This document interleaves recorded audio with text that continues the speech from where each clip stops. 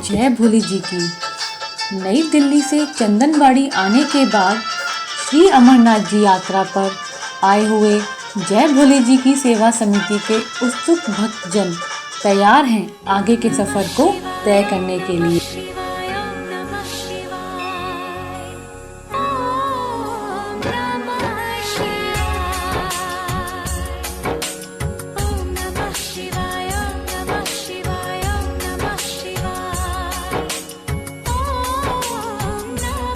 आइए चलते हैं चंदनबाड़ी से शेषनाग तक की पैदल यात्रा का अनुभव लेने के लिए।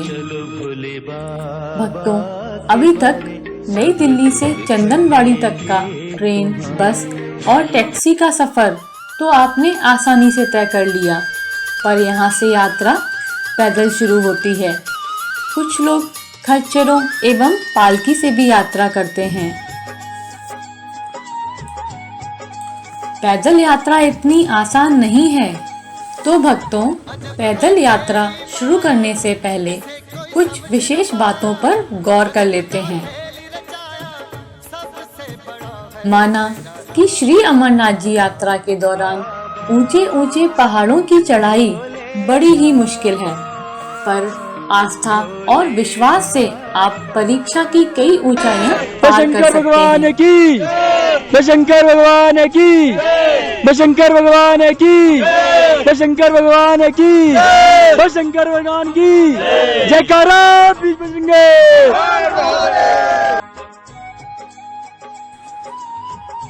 ईश्वर के प्रति विश्वास और प्रेम के साथ यदि आप हमारी video general instructions and guidelines में बताए गए निर्देशों को ध्यान से सुनेंगे और उन पर अमल करेंगे, तो अवश्य ही आप इस कठिन चढ़ाई को बड़ी ही आसानी से पार कर सकेंगे, क्योंकि जय भोले जी की सेवा समिति ने अपनी पिछली कई यात्राओं का प्रत्येक आवश्यक अनुभव इस वीडियो के जरिए आप सभी के साथ बांटने की कोशिश की है, ताकि इन सुझाव और निर्देशों पर अमल कर आप अपनी यात्रा सुलभ बना सकें।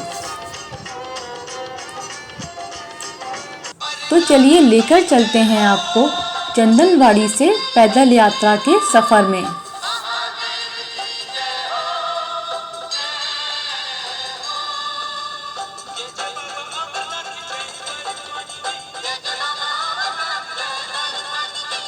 चंदनबाड़ी से यात्रियों की सुविधाओं के लिए पिट्ठू, घोड़े, पालकी निश्चित दरों में उपलब्ध रहते हैं।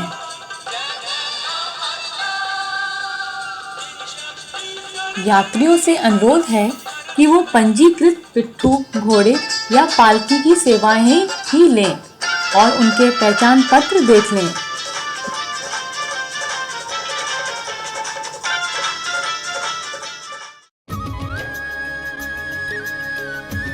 पिस्सू घाटी, यह है पिस्सू घाटी।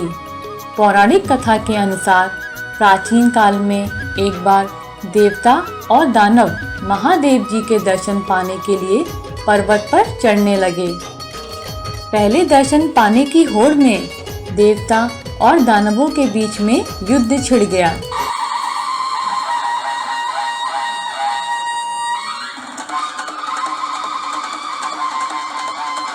राक्षसों की संख्या अधिक थी, जिससे देवता हारने लगे। ऐसी स्थिति में उन्होंने भगवान शिव जी की मन ही मन स्तुति की। भगवान शंकर जी की परम कृपा के कारण देवताओं में नवीन शक्ति का संचार हुआ, जिसके कारण उन्होंने राक्षसों को मार गिराया। क्रोध के कारण उन्होंने राक्षसों की हड्डियों को पीसकर चूर्ण का एक बड़ा ढेर कर दिया। राक्षसों की हड्डियों को पीसे जाने के कारण ही इस घाटी का नाम पिस्सू घाटी के नाम से प्रसिद्ध हुआ।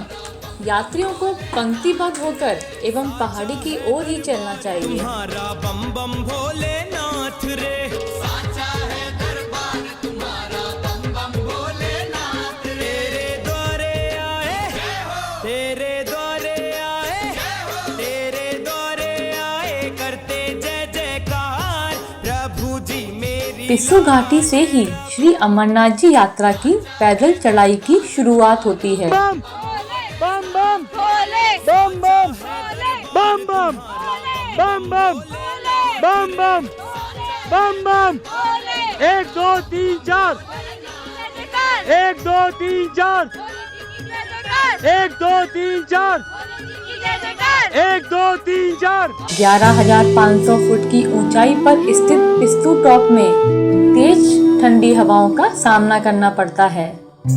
भोले बाबा जी का सुमिरन कर जब यात्री आगे बढ़ते हैं तो दुर्गम से दुर्गम यात्रा भी सुगम बन जाती है। कैलाशों के वासी धौली धारों के राजा शंकर। पिस्सू घाटी वास्तव में दुर्गम और खड़ी चढ़ाई है।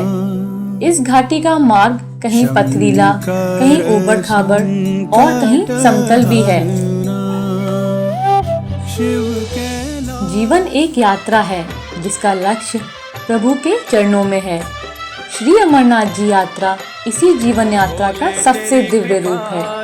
न जाने किन जन्मों की साधनाएं हैं जिनका फल हमें इस यात्रा के रूप में मिल रहा है। शिव तेरे गुण गाते हैं, भोले तेरी कृपा से।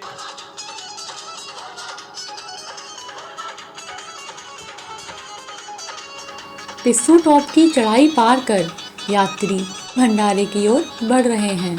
कठिन और दुर्गम चढ़ाई की थकान लिए भक्त जब भंडारे वालों का प्रेम भाव व आव भगत देखते हैं तो उनकी थकान क्षण भर में समाप्त हो जाती है।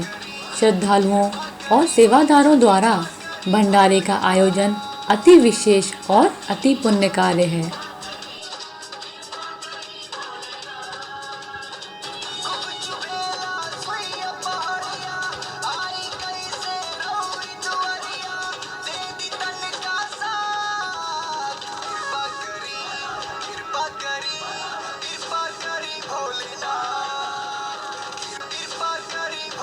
पिस्सू टॉप की चढ़ाई पार कर यात्री जोजीबल भंडारे की ओर बढ़ रहे हैं।